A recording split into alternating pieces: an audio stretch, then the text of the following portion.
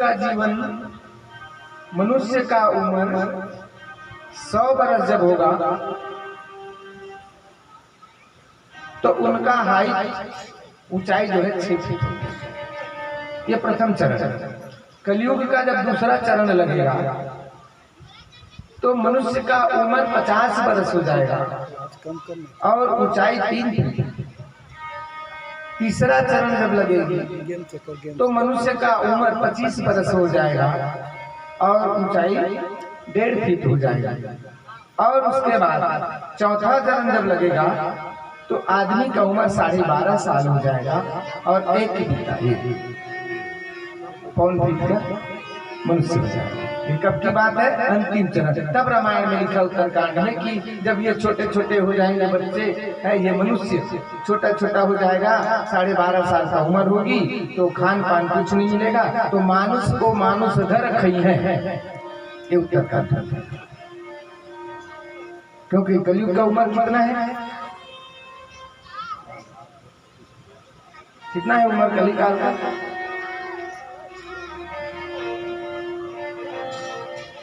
बताएंगे? नहीं। कलयुग का उम्र 4,32,000 बरस रहत कलिजान। 4,32,000 बरस कलिकाल का है। 16,28,000 बरस द्वापर रहत समान। तो 4,32,000 वर्ष कलिकाल का है। अब इसमें अभी हुआ कितना?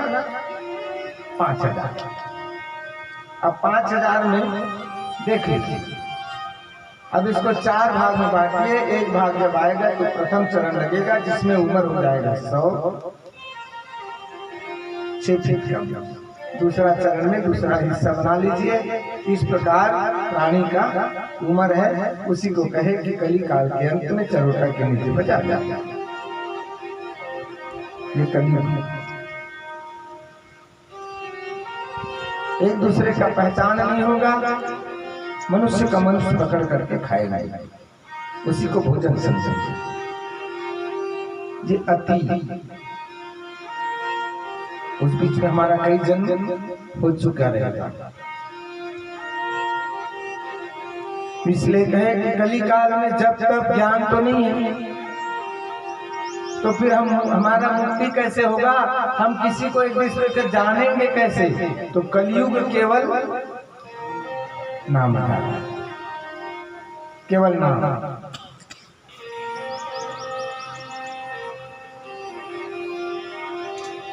क्योंकि नाम मिला है रूप को जो जन खोजी हो। रूप नाम को नहीं मिलाता, बल्कि नाम रूप को मिला देता है। अभी आप 20 साल से बिछड़े हुए आदमी का अगर नाम लेंगे तो उनका छवि आपके सामने दिख सकता है, पर सामने छवि होकर आ गया 20 साल बाद, और अगर उसका नाम कहीं तुम नहीं जानते तो भटक जाओ। भैया तुम कौन हो? बोले मैं वही हूँ। अरे तुम कौन हो? अरे मैं मुझे नहीं पहचानते, मैं वही तो हूँ। अरे भैया एक बार नाम तो बता दो। ध्यान नहीं। तो नाम मिलावे रूप को जो जन खोजी, नाम ही रूप को मिलाता है। गांव भी अगर हमको जाना है तो देख लीजिए क्या स्थिति बनती है। मुझे भैया वहां जाना है, तो कहाँ जाना है? अरे वहां जाना है। अरे बोल तो कम से कम वहां जाना है। चलना चलना सब कहे मोही अंदेशा, और नाम न जाने गांव का पहुंचेगा कहीं तो। नाम बताओगे तब तो पहुंचोगे मंजिल तक गए। तो हम सब के मुक्ति का सरल उपाय है नाम।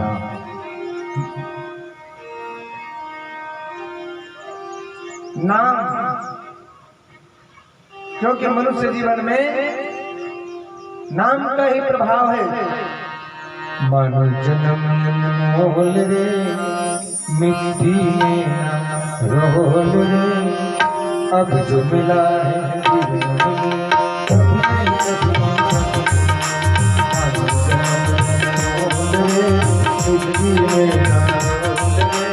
अब जो मिला है फिर न मिलेगा, कभी नहीं कभी नहीं कभी नहीं। अब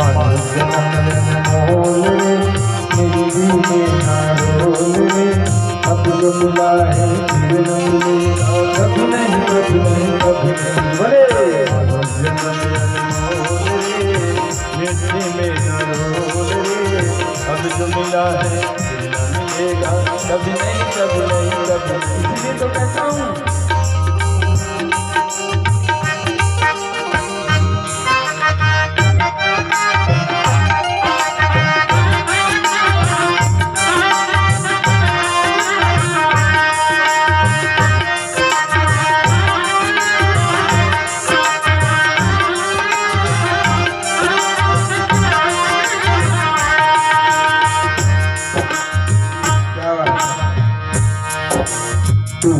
संग गाया गीत प्रभु का गाया सांग सकेरी संग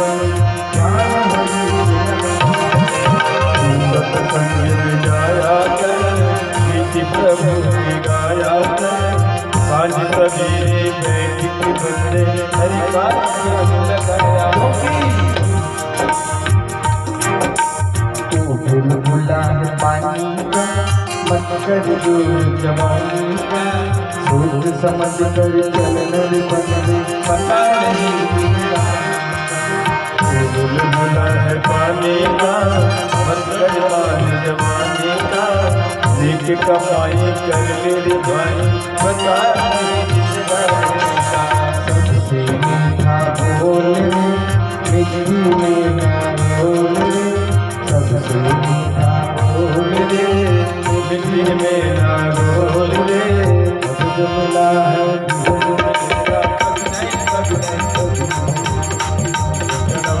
बोल रे मिट्टी में ना रोल रे अब जो मिला है न मिलेगा कभी नहीं कभी नहीं कभी नहीं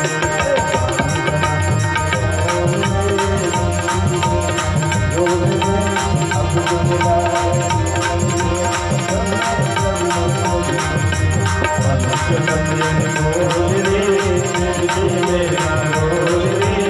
अब जो मिला है फिर न मिलेगा कभी नहीं कभी नहीं कभी नहीं हर हर महादेव परम सिद्ध।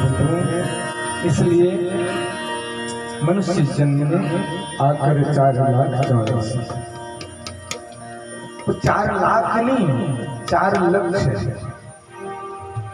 आकर 4,84,000 लक्ष्य हमारे जीवन में 4 लक्ष्य होता है ना 4पन तो 4पन में 4 लक्ष्य ये निश्चित है इनको निभाना चाहिए प्राणी को। बाल अवस्था यौवन अवस्था वृद्धावस्था इस प्रकार जो चौथा पन है 4पन इनको भली भांति मनुष्य के समान निभाना चाहिए। वो भी 40 वर्ष तक के 4पन हमारा रहता है।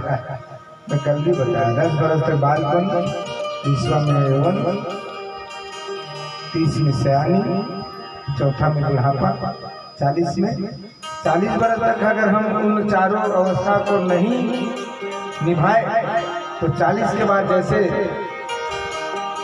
गृहस्थ बढ़ा तो मैं कल बताया था बैल का उम्र प्रारंभ हो जाएगा घट्टी का उम्र प्रारंभ हो जाएगी और उल्लू का उम्र प्रारंभ हो जाएगी। फिर हम जीवन में कुछ भी नहीं कर सकते। इसलिए हम अपने अवस्था तक के दान धर्म ज्ञान और अपने आने वाले के लिए इस जन्म को पूर्वार्ध बना करके रख लें ताकि आने वाले समय में हमको किसी प्रकार का दिक्कत न हो परेशानी नहीं हो। इसी अवस्था में कौन कहता है कि वृद्ध अवस्था में भक्ति करना चाहिए बाल अवस्था में नहीं। बाल अवस्था में प्रहलाद ने भक्ति किया बाल अवस्था में बालक ध्रुव ने भक्ति किया बाल अवस्था में मार्कंडेय ऋषि ने भक्ति किया।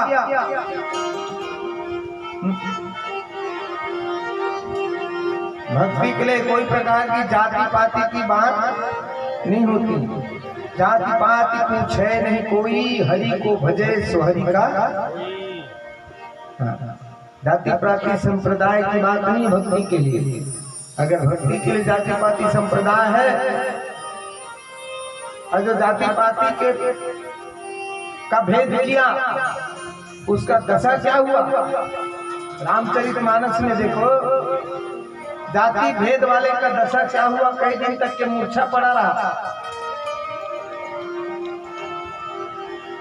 कई दिन तक के मूर्छा पड़ा रहा।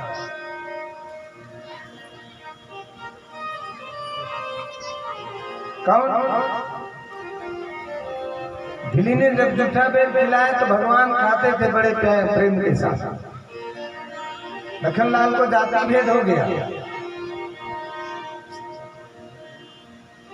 कब के दतवन घसे ब्रश करे धुन नहीं, अपनों को लखा थे आधा आधा बचा के ला खवावते। अरे कब के भूख मर रहा, भूख मरत ऐसे है खावत जात के नहीं। तो जिसने जिसने जाति भेद बनाया, जो बहुत दिन तक थे बिलिनी को जो भगाते थे, भाग यहाँ से, इस घाट में तुम स्नान नहीं कर सकते, पूजा पाठ नहीं कर सकते।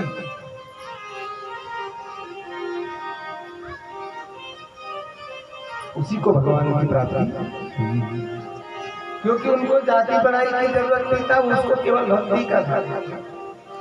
रात दिन केवल ये कहते थे वो कि प्रभु ये लोग मुझे भगाते हैं, सब लोग मुझे जाति भेद कहते हैं, बिलिनी कहते हैं। मैं अपना राजयोग छोड़ दी, मैं तो राजकुमारी थी, मेरी विवाह होने वाली थी।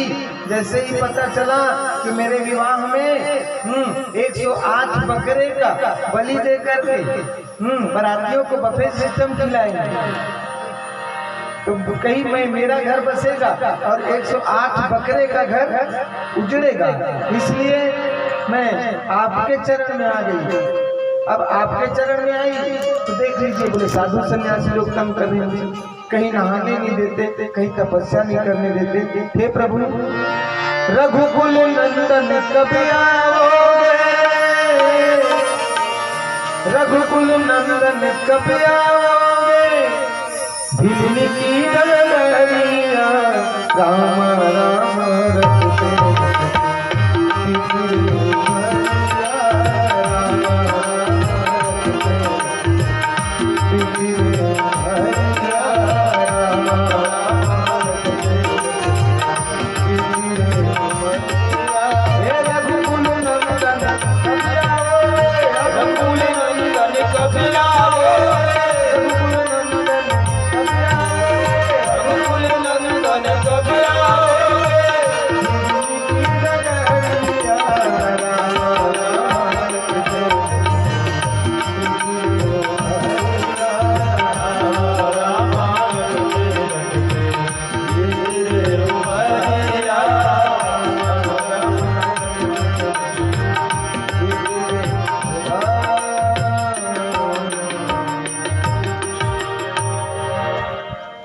श्री महापुराण में भक्ति को साधना बना लीजिए, भक्ति को ही साधना बना लीजिए।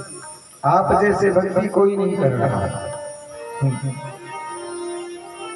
मानव जीवन पा करके प्राणी कुछ क्षण 365 दिनों में कुछ क्षण भगवान पर लगा ले, परमात्मा पर लगा ले, मंदिर जा करके उनका भला बुरा पूछे, अच्छा भला पूछे। ये सबके ऊपर लागू होता है। उस दिन भी मैं बताया था, जब हम शहर में रहते हैं, कार में जा रहे हैं, ट्रैफिक मिला, लाल बत्ती जला, तो वहां से हमारा कार खड़ा हो जाता है। फिर कुछ ही समय भिखारन आती है, बाबा कुछ मिले, आप तुरंत कांच लगा देते हैं, तुरंत कांच लगा देते हैं। 2 रुपया दे नहीं सकते। आप भी तो मंगने जाते हो, अगर वो अपना कांच लगा दिया तो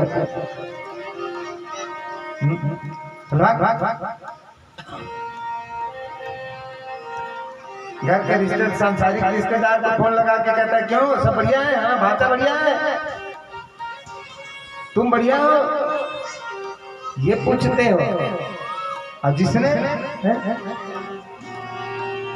तूने मुझको जग में भेजा देकर निर्मल काया।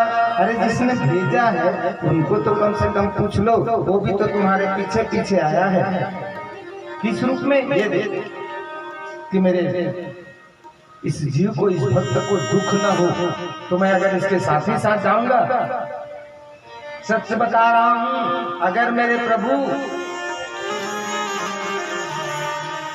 इस तरह आ जाते साक्षात रूप में, कोई नहीं मानता। हमको जब पहले भेजा और हमारे पीछे पीछे अगर वो आ जाते हमारे ही रूप में, तो हम क्या कहते हैं? डबल रोल है, झूठ बोल रहा है। वो सच्चाई भी लगता है कि मैं भगवान हूं, तब भी नहीं मानता। इसीलिए वो सोचता कि नहीं, मैं स्वयं के रूप में नहीं जाऊंगा, इस रूप में जाऊंगा। इसका रक्षा तो मैं किसी रूप में करूंगा। गोस्वामी तुलसीदास जी ने लिखा, सब कृपा भगवान का है। जहाँ पर कृपा राम की हुई, तहाँ पर कृपा करे सब कोई, ऐसा लिखा। और लिख करके बाहर निकला, बैठा था, उधर से एक नंदी बाबा गांव में बड़े खतरनाक थे। वो दौड़ते दौड़ते आया, एक बालक उनको बताया, कहे बाबा ओ गोस्वामी जी, वो बैल बड़ा खतरा है, भागो वहां से। तो बोले कोई बात नहीं बेटा, ईश्वरन जी अविनाशी, जिस पर भगवान राम कृपा करता है उसका कोई कुछ नहीं बिगाड़ सकता, उसको आना पड़ेगा बचाने बेटा। अब वो दौड़ते बैल आया और उठा के गोस्वामी जी को पटक दिया। अब पटक तो दिया और तुरंत कलम लेके जा रहा है, उसको मिटाऊंगा कर। तो बालक कहे महाराज ये क्या कर रहे हैं? तो कहे मैं लिखा था इसमें, जहाँ पर कृपा राम की हुई तहाँ पर कृपा, तो आपके ऊपर भी तो कृपा किया है महाराज। बोले क्या? वो जो बचाया है ना आपको, बार बार जो बरजे हैं वही भगवान। प्रयास तो बहुत किया आपको बचाने का, आप जीत में गए। ना जाने किस रूप में नारायण जाए। तो अगर ये साक्षात्कार रूप में हमारे बीच में आते तो हम लोग विश्वास नहीं करते। हम अंधविश्वासी लोग हैं। इसलिए उसने क्या किया? छवि के रूप में आया, ताकि मुझे किसी भी रूप में पूजते तो जाए। कृष्ण के रूप में, राम के रूप में, शंकर जी के रूप में, किसी भी रूप में पूजा करें और मैं इनका रक्षा करूंगा। हर पल हमारे साथ में हमारे प्रभु हमको भेजते हैं। हम लोग भैरव की दर क्यों करते हैं? गंगा तीरथ जाते हैं आने के बाद, क्योंकि हम जाते हैं ना तो अपने बलबूते पर जाते हैं। आते समय गंगा जी भैरव जी को कहता है इनको सही सलामत घर में छोड़ करके आना। इसलिए भैरवनाथ हमारे साथ में आते हैं। आते ही हम लोग रोटी पीठा, वो रोट बना करके उनको विदा करते हैं, वो भी सूर्य अस्त से पहले। तो किसी न किसी रूप में कबीरा इस बाजार में और सबसे मिलिए राय, ना जाने किस रूप में नारायण। किस रूप में भगवान का आगमन होगा कोई नहीं जानता। सदाशिव में भगवान भोलेनाथ शिव महापुराण के अंतर्गत आज का प्रसंग महामृत्युंजय से। तो अभी एक सेकंड कम से कम पालती मार के आप बैठ जाए। जो नहीं बैठे अगर अपनी असमर्थ है तो बिल्कुल जैसे है वैसे बैठे। सब कोई पालती मार के बैठ करके एक बार मंत्र का जाप करें, हमारे लिए, हमारे ग्राम बमनी के कल्याण के लिए और हमारे देश के कल्याण के लिए। अच्छे से स्टेन होकर के बैठे ना। माइक कनेक्ट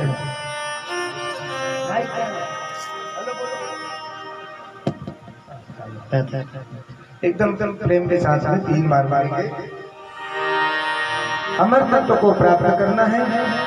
निश्चित है 3 बार बोलेंगे हरि ओम त्र्यंबकं यजामहे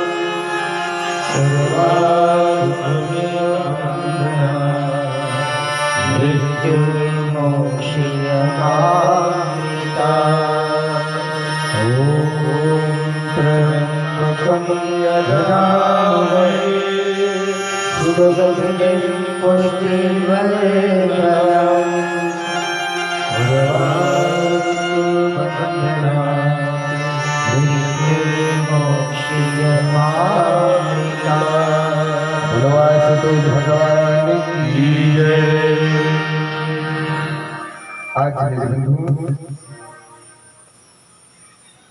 शिव साधना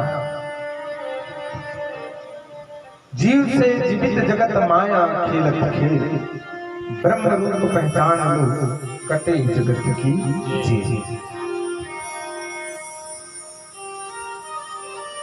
भगवान भोलेनाथ का तपस्या करने वाला, भगवान भोलेनाथ का पूजा करने वाला कभी भी असमर्थ नहीं हो सकते। निरोग काया रहता है उनका, दुख उनको छू नहीं सकता। जहां तक कि अगर कहीं हम महामृत्युंजय का जाप करते हैं, कोई जरूरी नहीं कि केवल अनुष्ठान करके ही महामृत्युंजय का जाप किया जाए। कोई जरूरी नहीं कि मरते समय ही तुलसी दल दिया जाए। कोई जरूरी नहीं कि मरते समय ही गंगा जल पान किया जाए।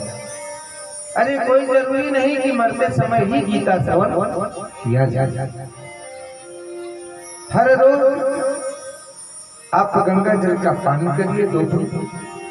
हर रोज एक तुलसी का दल लीजिए। हर रोज एक अध्याय गीता श्रवण या पठन कीजिए, पाठन कीजिए। वो भी नहीं आता तो कम से कम अपने मस्तक पर उनको लगाइए। हर घर में गीता पुस्तक होना चाहिए, गीता का शास्त्र होना चाहिए। ये नियम कहता है, ये धर्म कहता है, क्योंकि गीता हमारा धर्म ग्रंथ है।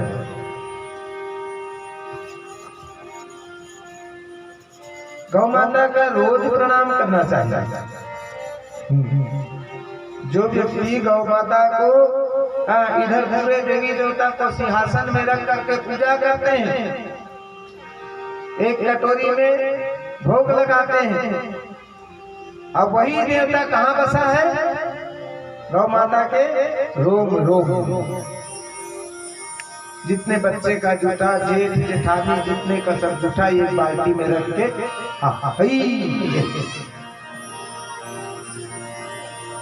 और इधर पूरे देवताओं को पूजा कर रहा है और उनके अंदर एक एक रोम में भगवान। अरे चलो कोई भी देवी देवता नहीं बसा तो नहीं बसा, एक देवता तो बसे हैं जिसको हम डेली रोज है सुबह उठ करके किसी से मिलते तब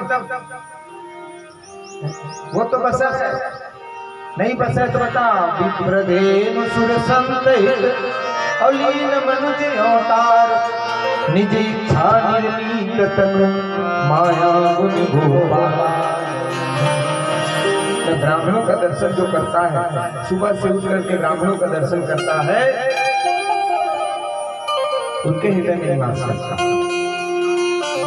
मैं गौ माता का सुबेरे से जो दर्शन करता है, उनके हृदय में निवास करता। सुबेरे से उठ करके जो तुलसी का प्रणाम करता है, तुलसी के बिरवा के पास जा करके प्रणाम करता है, ऐसे सूर्य देवता के पास निवास करता है। संत महापुरुष का जो दर्शन करता है, तो संत कहाँ मिलेगा? खोजे चले, संत कहाँ मिलेगा? मिलना चाहो राम से तो ढूंढो संतन पानी। ये संत राम दुहाई संतत जी और फिर मिलने को नाही। राधे राम नाम कहोगे और संत महापुरुष माता पिता का तुम अपमान करोगे तो मिलने वाला नहीं है। क्योंकि संत कौन है? हंस कौन है? हंस पानी को पानी और दूध को दूध कर देता है। वो क्या है? हंस है। हंस दूध को दूध और पानी को पानी कैसे करता है? प्रैक्टिकल देखें।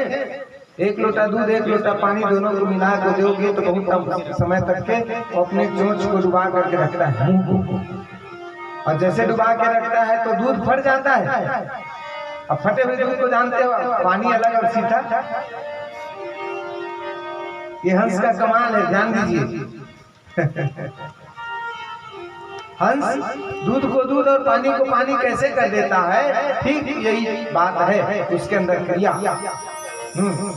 तो संत और हंस को एक माना इसीलिए कि हंस उस दूध और पानी के बीच में अपने मुंह डुबा करके रखता है। बहुत समय होता है तो दूध फट जाता है।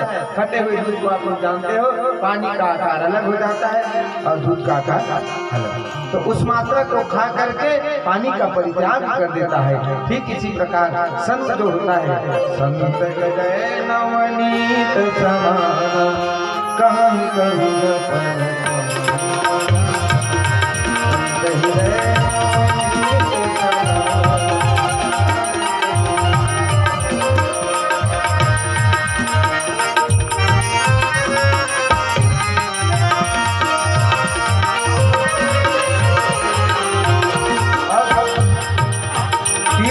नियम संयम संतों के अंदर में ही क्या है?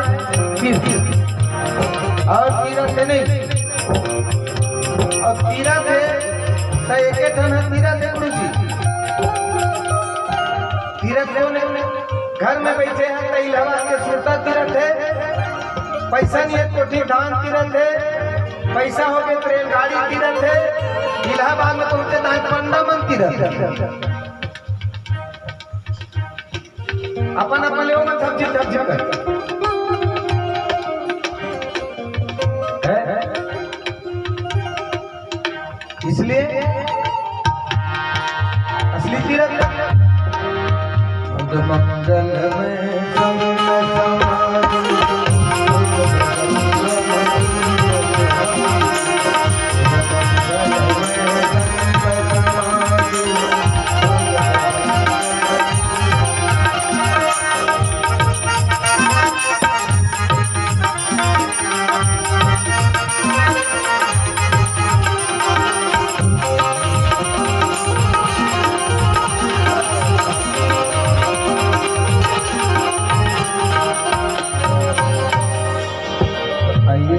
उसी महापुरुष कर चलते हैं। सबसे पहले मुकुंद नाम का महात्मा। अब मुकुंद नाम के महात्मा का बहुतायत समय तक के संतान भी हुआ।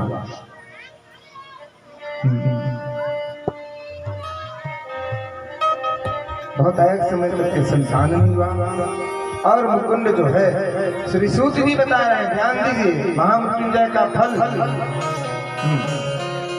काल को भी टाल सकता है ये महामृत्युंजय। अगर हमारे कुंडली में काल लिखा है, अल्पकाल लिखा है, उस अल्पकाल को भी टाल सकता है महामृत्युंजय। बस हम मन से भगवान का ध्यान करें। जो प्रभु का गुण गान किया है, जो प्रभु का गुण गान किया है, सच्चा जीवन वो ही जिया है। सच्चा जीवन वो ही जिया है।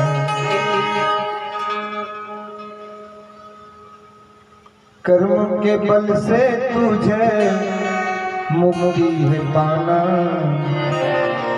भज ले प्रभु को एक दिन तो है, प्रभु का सिवाय कहीं दिल न लगा।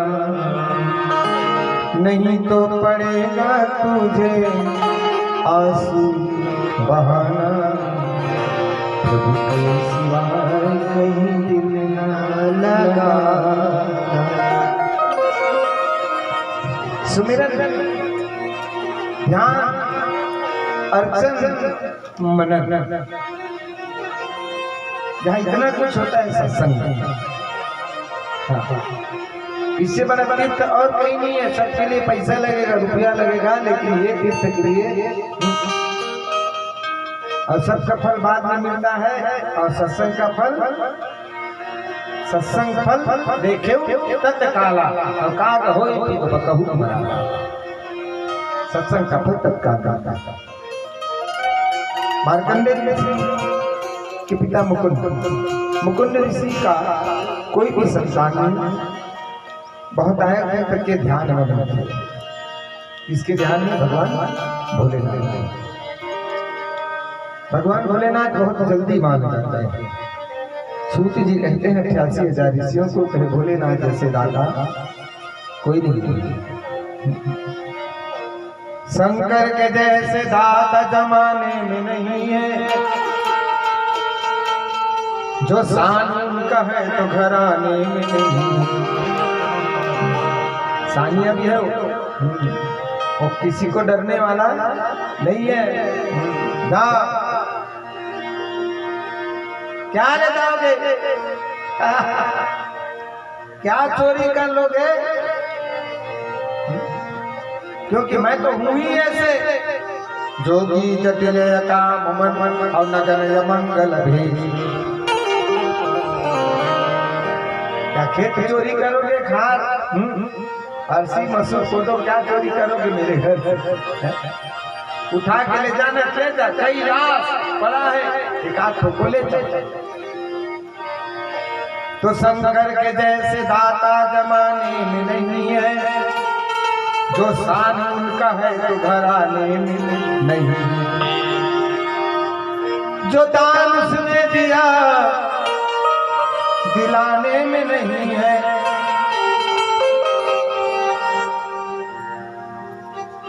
पुराण के 7वें स्कंद में भगवान भोलेनाथ एक बार माता पार्वती के कहने से सुंदर घर बनाया। तो जो दान उसने दिया दिलाने में नहीं है।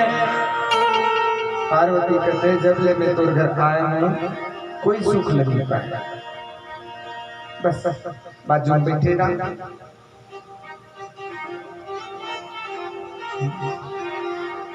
जब से मैं घर ब्याह के आए, भाग हमारी फूटे, और राम करे ऐसा हो जाए, ये सिलवट कब टूटे, कब टूटे, कब टूटे। तो क्या बात है, क्या तकलीफ है बताइए। तो क्या महाराज, गंगा जमुना सरस्वती नर्मदा कावेरी ब्रह्माणी इंद्राणी ये सब बड़े बड़े महलों में रहती हैं, हमें ताना मारती हैं। सब जितने हमारी सहेली सब ताना मारती हैं। बस बस बस सबका घर बन गया रे, तू भी तो कम से कम छोटे मोटे बड़े बन गए, कुछ नहीं तो कम से कम एक तो इंदिरा आवास ले लेते, प्रधानमंत्री योजना से कुछ न कुछ सहायता ले लेते, कुछ तो बनवा लेते। रोज हमको ताना कसी करते महाराज, कुछ नहीं तो फिर छोटे से गुड़िया तो बनवा दे। भोलेनाथ के नहीं, जहाँ छत्र होता है वहीं अहंकार होता है, इसलिए प्राणी को स्वतंत्र देना चाहिए। हाँ, बच्चों को भी कुछ दिन बाद उनको छोड़ दो, और रात में ऐसा छत्र रखोगे ना, मोर बेटा मोर बेटी अतिक बलवान की तबूत में खवा था। राधे राधे तो ज्यादा लाज में किसे भी देता था। परम श्रद्धेय बंधु समझता नहीं है।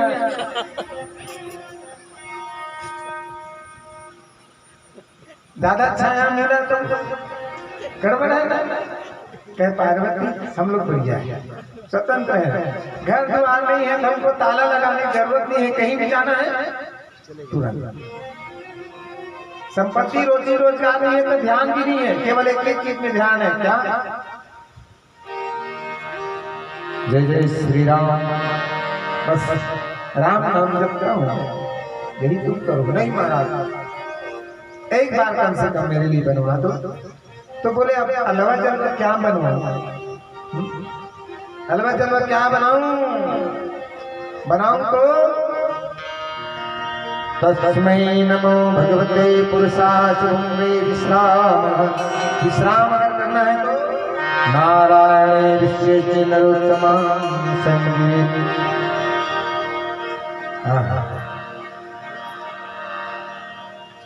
उनका घर नारायण, उनका घर क्या है, उससे भी बढ़िया आपके लिए बना और बनाया। चारों तरफ ऐसा लगवाया,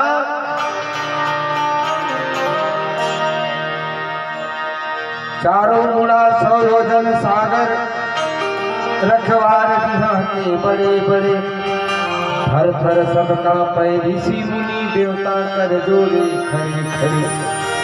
विश्वकर्मा को बुला करके सुंदर स्वर्ण जड़ी महल तैयार कराया। भगवान बोले स्वर्ण से जड़ित महल तैयार कराया और स्वर्ण से जड़ित महल तैयार करा के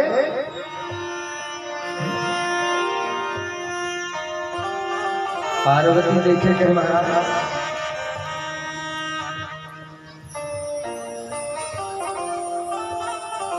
इतना अच्छा सोना चांदी का महल, इतना अच्छा हीरा मूंगा मोती का महल, जहाँ खंबा भी मणि से जड़ी, छपाई हम लोग सीमेंट रेती से करते हैं, वहां तो स्वर्ण जड़ित है, स्वर्ण के पापड़ी से छपाई हुआ है। जगह जगह कलश, बहुत सुंदर बात है, ध्यान देना। आदमी भले कुछ भी काम करे, अभी आप लोग ध्यान दीजिए। जगह जगह स्वर्ण जड़ित, हर जगह। तो भगवान भोलेनाथ ने क्या बनाया, सुंदर मंदिर की तरफ, मंदिर दिवाला की तरह घर तैयार कराया। मंदिर दिवाला की तरह घर तैयार कराया। अब तैयार करवा के उन्होंने क्या किया,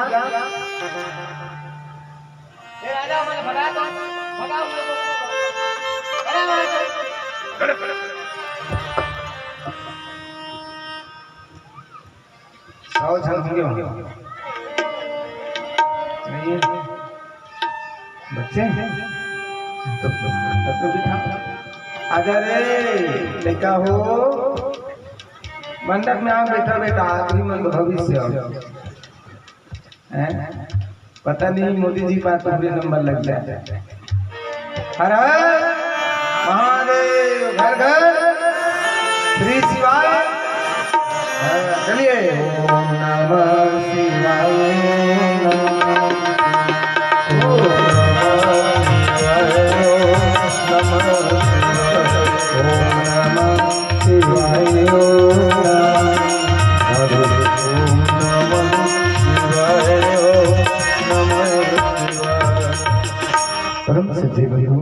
आज जो है माता पार्वती के कहने पर मंदिर मंदिर जैसे बनवाया, इसका प्रमाण मिलेगा आपको। मंदिर मंदिर जैसे स्वर्ण कलश लगा करके सुंदर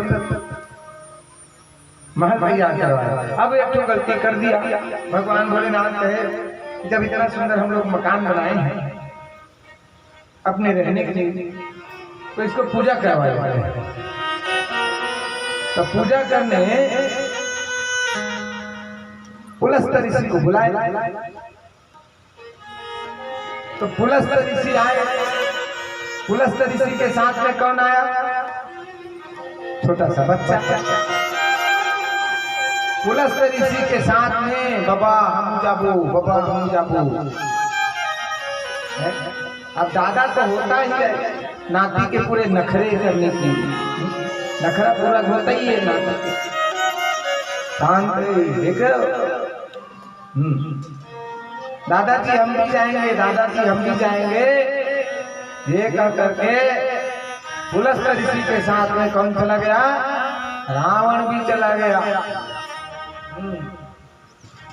इस कथा से सिद्ध होगा कि शंकर जी के चढ़े हुए चीज को ब्राह्मण लोग नहीं पचा सकते, पचाएगा तो वैष्णव ही पचाएगा।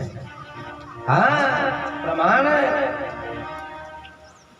पंडित लोग मंदिर में पुजारी नहीं रहते, भोलेनाथ अब रहते होंगे अलग बात है, नहीं तो वैष्णव लोग ही उनका पूजा करते हैं, दैनिक पूजा। बोलो हर हर महादेव। परम संदेव में रावण भी गया। अब पुलस्त्य ऋषि पूजा करते थे और पार्वती भोलेनाथ बैठ करके पूजा कराते थे। ये देखते, क्योंकि हवन होता है ना, तो पूजा ब्राह्मण करता है और यजमान पूजा कराते हैं। घी छोड़ने का अधिकार ब्राह्मण का है, यजमान का नहीं। यजमान केवल साकला छोड़ सकता है, ब्राह्मण ही घी छोड़ेगा। आजकल उल्टा है, तुतरू बना के से यजमान ले बेटा आते हैं छोड़ा घी ला। घी का आहुति केवल कौन दे सकता है? ब्राह्मण दे सकता है। अब ये भोलेनाथ पार्वती जब पुलस्त्य ऋषि कहे ओ गणपति स्वाहा, तो साकला छोड़े दोनों पति पत्नी, और रावण इधर कहे ओम गणपते स्वाहा, तो रावण गया हा। इतना सुंदर बना है, बनाने वाले ने क्या बनाया है? क्या बढ़िया बनाया है।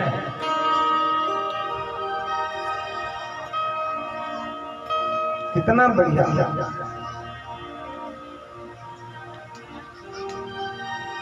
पुलस्त्य ऋषि पूजा करता था तो रावण घूम घूम के देखता था। अंत में कुछ नहीं सूझा, आकर के अपने दादाजी को बोले दादाजी दादाजी। बोले क्या है? दक्षिणा में इसी को मांगना। चुप चुप, छोटे मुंह बड़ी बात। अंत में भगवान भोलेनाथ बोले लो महाराज दक्षिणा मांगो। तो कहे दक्षिणा के लिए मैं नहीं मांगूंगा, मेरा नाती का कुछ छोटे मोटे इच्छा उसको पूरा कर। तो क्या बोलो? तो रावण कहे मुझे यही चाहिए, ये महल। पार्वती क्रोध में आ गई। ध्यान दीजिए, पार्वती क्रोध में आ गई। अब उस रावण को कहे कि मैं अपने कुछ दिन के सुख के लिए इस महल को तैयार करवाई थी, देख रहे। और रावण दक्षिणा में तुम मेरे सुख और ऐश्वर्य को मांग लिए, इसको मैं ही चलाऊंगी। मेरे कारण ही ये महल बना है और मैं ही इसको विनाश करूंगा। समझ गए? मैं ही इसको चलाऊंगी। तो इसलिए जब महादेव हनुमान जी के रूप धारण किया तो पार्वती क्या बन गई? आप लोग कथा में ध्यान दीजिए।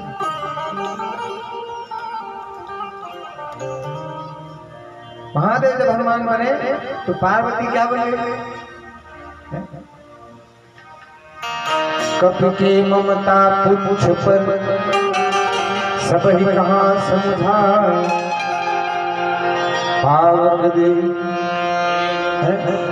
बस लगा दो पूछ। और रावण ये भी कहता, रावण को विभीषण कहा कि इसको आन दन दो, मारो मत। तो रावण ये भी कह सकता था, हनुमान जी सब बहुत डरा जब विभीषण बोले इसको कोई आन उपाय दे दो, आन सजा दे दो, ऐसा जब बोला ना तो हनुमान जी डरने लगा, रावण के बुद्धि में कुछ मत हो जाएगा। अरे बदला का अगर भाव रखेगा ही,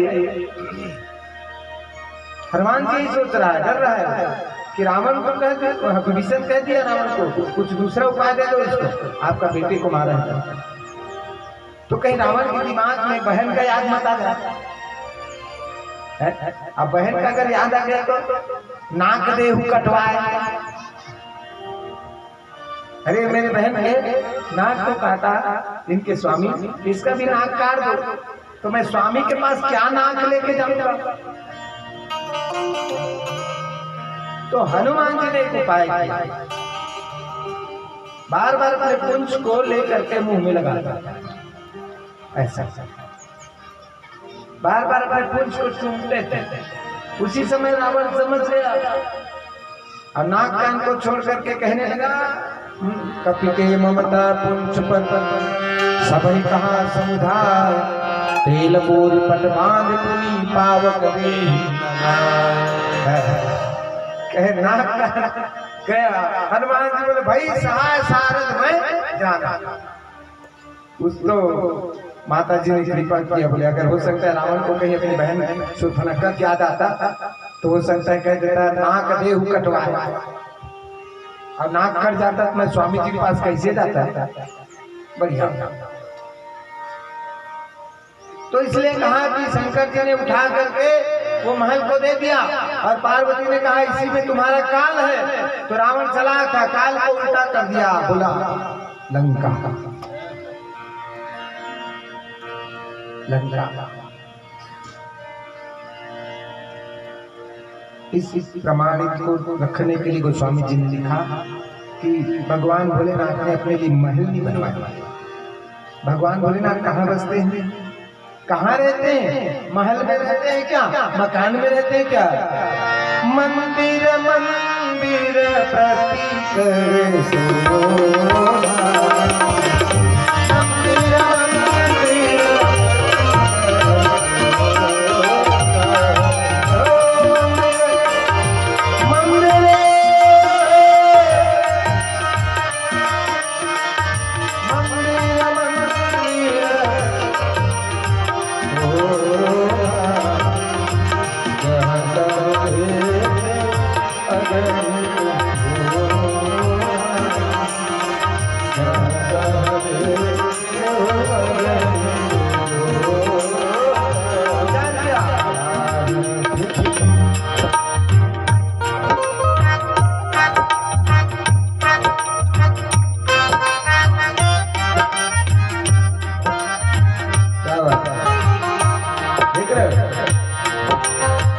हम लोग भी कहाँ खोजते हैं भगवान को? मन मंदिर में नहीं, मंदिर मंदिर अप्रतिकर सोरा। बाकी मानवता क्या है? धर्म का लड़ाई लड़ने वाला अगणित योद्धा। कोई धर्म में लड़ाई कर रहा है, कोई पंथ में लड़ाई कर रहा है, कोई मजहब में लड़ाई कर रहा है। मैं ये वाला हूँ, मैं वो वाला हूँ, मैं ये वाला हूँ। मंदिर में केवल लड़ाई के सिवा कुछ नहीं। इसलिए अपने मन को बनाना है तो मंदिर मत, तो क्या बनाइए आप गुरु जी? मंदिर नहीं बना करके क्या बनाएंगे? भवनी पुनी